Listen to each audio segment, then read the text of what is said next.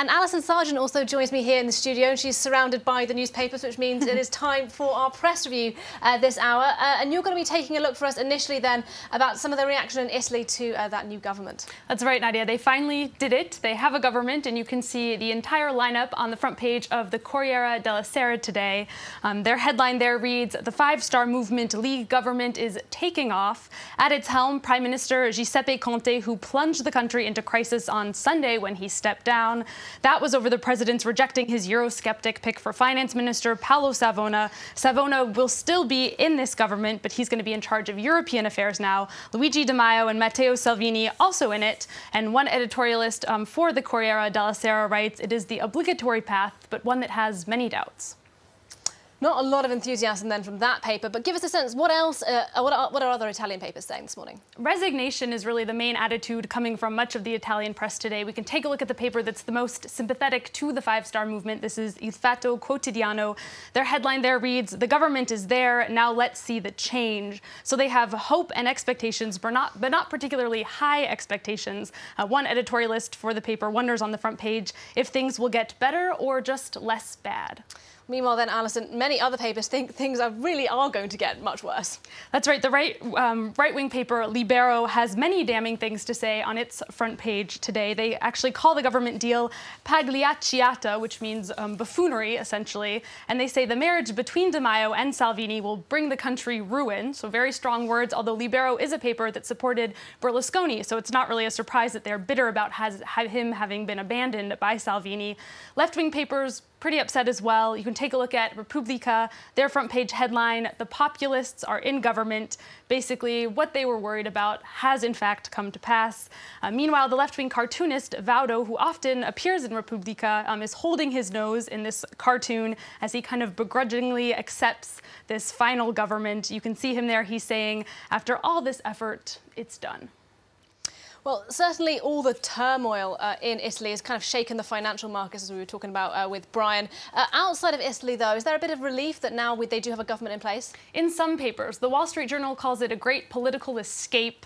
In an editorial today, the paper says this Italian solution was better than an elite European veto. And according to the Wall Street Journal, much of that turmoil that we did see in financial markets came from fear that the Italian president's veto of the first government proposal would inspire an even bigger uprising against the euro. There's less optimism, though, coming from the New Yorker magazine.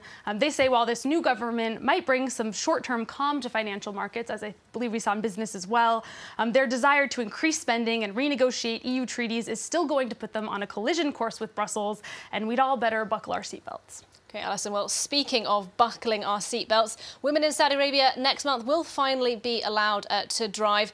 And the Arabic version of Vogue has been trying to celebrate the lifting of that ban, but it's rubbed people up the wrong way online, hasn't it? It has. The June issue of Vogue Arabia features a Saudi princess behind the wheel of a car, and it comes along with the words, "A celebration of the trailblazing women of Saudi Arabia." Now, people have been finding it hugely hypocritical, first because the princess is a member of the royal family, which has incarcerated female activists in the past for driving. In fact, the Middle East Eye reports here that women have actually been arrested as recently as this past month. Second, people are upset because the activists themselves who fought against this ban aren't getting recognized for their efforts. Images have been circulating on Twitter, actually, like this one, which shows the faces of some of those activists photoshopped onto that Vogue cover. I guess that one, we don't see it, but there have been other images where we see people, the activist faces covering up the princess's face. So really, the disconnect between the Saudi discourse and how it's actually treating a lot of its people kind of goes to show the questions many rights groups have about the true motivation behind these reforms that have been put in place by the Crown Prince Mohammed bin Salman.